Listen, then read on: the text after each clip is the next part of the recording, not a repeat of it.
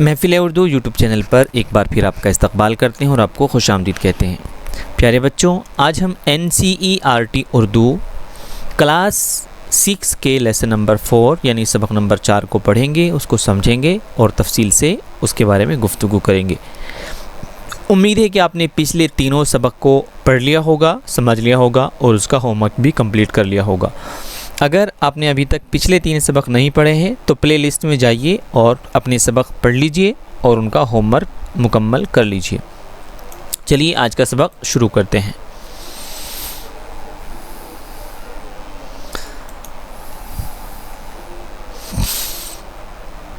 आपका जो आज का सबक है, सबक नंबर 4, उसका उन्वान है आबे रवां। ठीक है, क्या है बच्चों? आबे रवां। अब ये आबे रवां किसको बोलते हैं? आबे रवां कहते हैं बहते हुए पानी को। जो पानी बहता है ना झरने वगैरह में, उसको बोलते हैं आबे रवां यानी बहता हुआ पानी। बेसिकली ये एक नज़्म है। पहले हम इसको पढ़ेंगे, फिर इसके बारे में बात करेंगे तफसील से और समझेंगे। चलिए आप भी मेरे साथ साथ पढ़िए। नज़्म यानी कविता है, पोइट्री है। ठीक है, हाँ।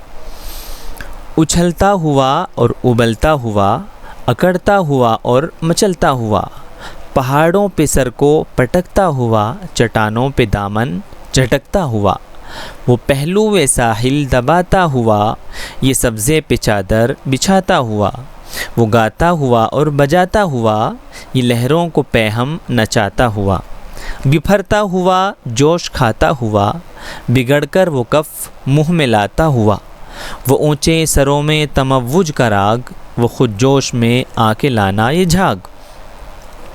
ये क्या है दोस्तों? ये एक नज़्म है आपकी। देखिए यहाँ पे पानी बह रहा है और उसी के बारे में बात हो रही है। चलिए नेक्स्ट पेज पे आ जाइए। वो रुए ज़मी को छुपाता हुआ, रुए ज़मी कहते हैं ज़मी के ऊपर के हिस्से को, वो खाकी को सीमी बनाता हुआ, गुलो खार यकसां समझता हुआ, हर एक से बराबर उलझता हुआ, बहाता हुआ और बहता हुआ, हवा के तमाचों को सहता हुआ, तमाचे कहते हैं थप्पड़ को, बुलंदी से गिरता गिराता हुआ, नशीबों में फिरता फिराता हुआ, वो खेतों में राहें कतरता हुआ, ज़मीनों को शादाब करता हुआ, ये थालों की गोदों को भरता हुआ, वो धरती पे एहसान धरता हुआ, चमकता हुआ और झलकता हुआ, संभलता हुआ और छलकता हुआ, हवाओं से मौजें लड़ाता हुआ, हबाबों की फ़ौजें बढ़ाता हुआ, यूं ही अलगरज ये पानी रवां, बस अब देख लें शायरे नुक्तदा।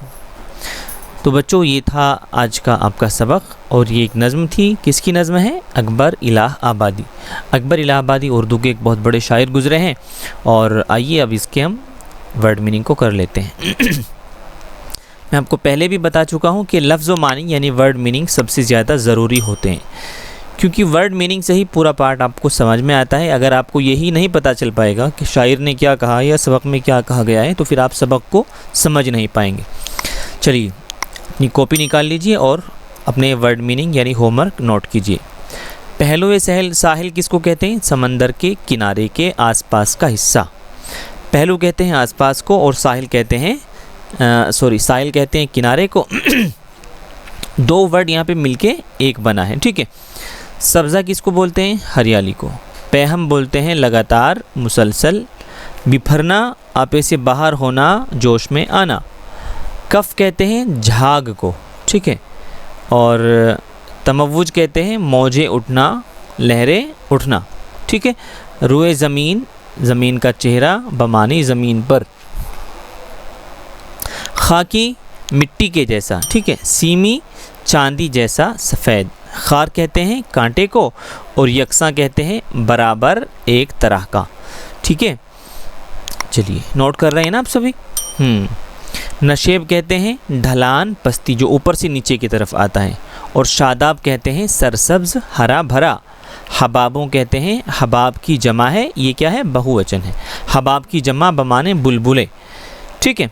अलगर्ज कहते हैं गर्ज के, मुख्तसर ये के। ठीक है। शायरी नुक्तदा किसको बोलते हैं बच्चों? बारीकियों को समझने वाला शायर। ठीक है। तो ये थे इसके वर्ड मीनिंग। उम्मीद करते हैं आपने ये नोट कर लिए होंगे। अब आइए आगे थोड़ी सी बात कर लेते हैं। गौर करने वाली बात, गौर करने वाली क्या बात है? छोटा सा मुन्ना आपको दिख रहा है ना, देखिए ये सोच रहा है। इस नज़्म में पानी का पहाड़ों से नीचे आने का मंज़र पेश किया गया है। ठीक है, पानी की फितरत है कि वो अपनी राह खुद तलाश कर लेता है, यानी अपने लिए खुद रास्ता बना लेता है। यहाँ पानी की मुख्तलिफ़ कैफियतों यानी हालतों को ज़ाहिर किया गया है और उनसे पैदा शुदा आवाज़, नगमा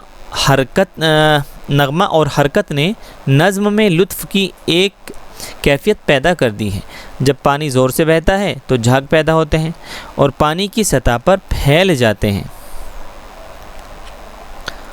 जी, पानी जब ज़मीन पर इधर उधर फैल जाता है तो मिट्टी छुप जाती है। दूर से उसकी सतह सफ़ेद चादर की तरह चमकती हुई मालूम होती है। उसे शायर ने खाकी को सीमी बनाता हुआ कहा है।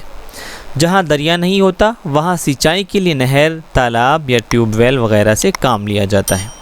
ठीक है, अब आपका सोचने का काम है। आप माइंड को इधर उधर चलाते हैं ना, अब दिमाग को चलाइए और बताइए, सोचिए और बताइए। इस नज़्म में आबे रवां का किन किन मकामात से गुज़रना बताया गया है, यानी जो पानी बह रहा है वो कहाँ कहाँ से होकर बह रहा है। इस नज़्म के अंदर कहाँ कहाँ से बहता हुआ पानी बताया गया और दिखाया गया है। पानी का हर एक से बराबर उलझने से क्या मुराद है? खेतों में राहें कतरना से आप क्या समझते हैं? इन सब के जवाब आपको नज़्म में दे दिए गए हैं। अब आप क्या करेंगे, अपनी कॉपी में नोट करेंगे। इस नज़्म से आबे रवां की किन किन खुसूसियात पर रोशनी पड़ती है? तमव्वुज का राग, इससे आप क्या समझते हैं? ठीक है बच्चों, हाँ चलिए। मंदरजा झेल अल्फाज के मुतरादिफ लिखिए। अब देखिए ये क्या मंदरजा झेल का मतलब होता है? निम्नलिखित। ठीक है, निम्नलिखित जो अल्फाज लिखे गए हैं, शब्द लिखे हैं, आप उनके पर्यायवाची लिखेंगे। ठीक है, पर्यायवाची समझते हैं ना? हाँ, तो मौज का पर्यायवाची क्या होगा? लहर होगा। ठीक है, लहर। कफ का क्या होगा? आपको इसी तरह लिखने हैं। ठीक है, मैंने एग्जाम्पल दे के बता दिया है। यकसा का क्या होता है बच्चों? बराबर। ठीक है, बराबर इसका मुतरादिफ यानी पर्यायवाची होगा। बुलंदी का ऊंचाई। ठीक, बहुत सारे काम आपके मैं कर दे रहा हूँ, इसलिए आप इनको नोट कर लीजिए। दिए हुए लफ्ज़ों के वाहिद लिखिए। अब देखिए हमने आपको बताया था, एक होता है बहुवचन। क्या होता है बच्चों? बहुवचन। और एक होता है एक वचन। इसी तरह इंग्लिश में कहते हैं प्लूरल और सिंगुलर। ठीक है, सिंगुलर। उर्दू में होता है वाहिद और जमा। वाहिद कहते हैं एक वचन को और जमा कहते हैं बहुवचन को। ठीक है, इतनी बात आप समझ गए होंगे। तो चट्टानों का क्या हो जाएगा? एक वचन यानी कि वाहिद, चट्टान। ठीक है, तमाचों का तमांचा। ठीक है, नशेबों का नशीब और थालों का थाल। मौजें का हो जाएगा मौज और फौजें का फौज। ठीक है, क्लियर हुआ? अब देखिए, पढ़िए, समझिए और लिखिए। नीचे दिए गए मिसरों को पढ़िए। उछलता हुआ और उबलता हुआ, अकड़ता हुआ और मचलता हुआ, पहाड़ों पे सर को पटकता हुआ, चट्टानों पे दामन झटकता हुआ। इन मिसरों में उछलता, उबलता, मचलता, पटकता, झटकता ऐसे अल्फाज हैं जो पानी के अमल या काम को ज़ाहिर करते हैं। वो अल्फाज जिनसे किसी काम का करना या होना ज़ाहिर हो उन्हें फ़ेल कहते हैं। क्या कहते हैं? फ़ेल कहते हैं। ठीक है, अब इसी फ़ेल को हम इंग्लिश में क्या बोलते हैं बच्चों? वर्ब बोलते हैं। क्या बोलते हैं? वर्ब। याद रहेगा ना? चलिए आगे आ जाइए। अपने साथियों से बातचीत कीजिए। ये क्या चल रहा है? अभी आपका होमवर्क चल रहा है। और पानी से मुताल्लिक़ 5 ऐसे जुमले लिखिए जिनमें फ़ेल का इस्तेमाल किया गया हो, यानी वर्ब का यूज़ हुआ हो।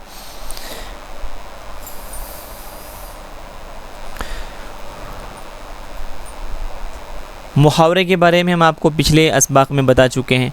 मुहावरा 2 या 2 से ज़ायद अल्फाज का वो मजमुआ है जो हकीकी के बजाय मजाजी माना में इस्तेमाल होता है। मजाजी कहते हैं गैर हकीकी को। मसलन 9-2-11 होना, इससे मुराद है भाग जाना या फ़रार हो जाना। जैसे पुलिस को देखकर चोर 9-2-11 हो गया। गौर करने की बात यह है कि 8 और 3 भी 11 होते हैं, 7 और 4 भी 11 होते हैं और 6 और 5 भी 11 होते हैं, लेकिन इन्हें मुहावरा नहीं कहा जा सकता। सिर्फ 9, 2, 11 ही को मुहावरे के तौर पर इस्तेमाल किया जाता है। ऐसे मिसरे तलाश करके लिखिए जिनमें दर्ज झेल मुहावरों का इस्तेमाल किया गया हो। ठीक है, सर पटकना, सर पटकना भी एक मुहावरा है। दामन झटकना ये भी एक मुहावरा है। जोश खाना ये भी एक मुहावरा है। और एहसान धरना ये भी एक क्या है, मुहावरा है। तो आपको ऐसे मिसरे तलाश करने हैं ऊपर की नज़म में से जो जिनके अंदर ये वाली चीज़ें इस्तेमाल हुई हो। ठीक है, अब आइए अमली काम। आपका प्रैक्टिकली वर्क क्या है आज के लिए? अपने आसपास बहने वाली नदी के बारे में मालूमात हासिल कीजिए। वो कहाँ से निकलती हैं और किन किन मकामात से गुज़रती हैं। जैसे अगर आप रुड़की में रहते हैं तो रुड़की के आसपास से कौन कौन सी नदियाँ गुज़र रही हैं। ठीक है, आपको उन नदियों के बारे में पता करना है और वो कहाँ कहाँ से होकर गुज़र रही है, आपको ये पता करना है।